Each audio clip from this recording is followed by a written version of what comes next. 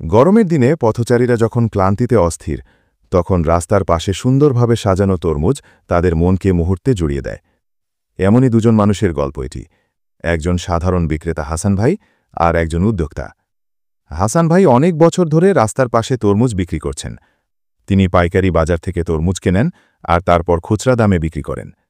একটি ৩০০ টাকার তরমুজ ৪০০ থেকে ৫০০ টাকায় বিক্রি করে তার দিনে ১,০০০ থেকে ১৫০০ টাকা লাভ হয়। তার কাছে ব্যবসা খুবই সহজ, কেনা আর বিক্রি করা। কোনো বাড়তি ঝামেলা নেই আর নতুন কিছু ভাবার দরকারও নেই। হাসান ভাই তার জীবন নিয়ে খুবই সন্তুষ্ট। তপু ভাই এক তরুণ উদ্যমী। সে হাসান ভাইয়ের পাশেই একটি ছোট্ট দোকান নিয়েছে। কিছুদিনের মধ্যেই সে বুঝতে পারল শুধু আস্ত তরমুজ বিক্রি করে খুব বেশি লাভ করা যাবে না। তখন তার মাথায় এক চমৎকার আইডিয়া এলো, কেননা তরমুজের জুস বানিয়ে বিক্রি করা যায়। যেমন ভাবা তেমনই কাজ। সে একটি জুস মেকার কিনে সুস্বাদু তরমুজের জুস বানানো শুরু করল। একটি ৩০০ টাকার তরমুজ থেকে সে ৫ থেকে ৬ গ্লাস জুস তৈরি করত, যা বিক্রি করে অনায়াসে ৩০০ টাকা লাভ করত। শুধু জুসই নয়, সে তরমুজের টুকরো দিয়ে ফ্রুট সালাদও বিক্রি করতে শুরু করল।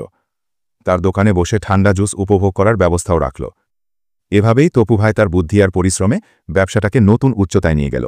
তপু ভাইয়ের ফুডি বেকারি দ্রুতই জনপ্রিয় হয়ে উঠল। হাসান ভাই যেখানে দিনে ১,০০০ থেকে ১৫০০ টাকা আয় করতেন, সেখানে তপু ভাই দিনে ৩,০০০ থেকে ৪,০০০ টাকা বা তারও বেশি আয় করতে শুরু করল।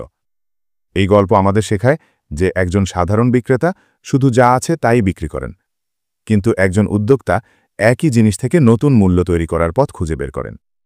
উদ্ভাবনী চিন্তাভাবনা আর একটু ভিন্নভাবে কাজ করার সাহসই তপু ভাইকে একজন সফল উদ্যোক্তায় পরিণত করেছে। ভিডিওটি কেমন লাগলো কমেন্টে জানাতে ভুলবেন না।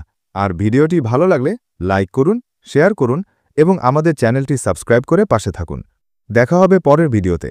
ততক্ষণ পর্যন্ত ভালো থাকুন, সুস্থ থাকুন।